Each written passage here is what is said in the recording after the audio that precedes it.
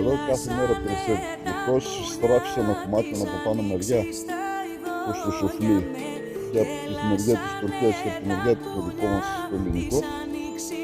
Κι όμως το νερό σιγά σιγά ανεβαίνει, συνέχεια εδώ, πέφτει. Έχουμε φτιάξει το πέταλο και δείτε πόσο έχει λίγο. Να έχουν πάρει και σημάδια εδώ πέρα για να δούμε πώς θα ανεβεί το νερό. Το χθες αν είδατε ήταν γύρω σε 1 μέτρο κάτω από το πέρα, ανέβηκε γύρω στους 60-70 πόντους το χθες και σήμερα έχει ανεβεί, έχει πατήσει ακριβώς το πάνω. Να πάσα οργιστική μπορεί να γίνει κάτι.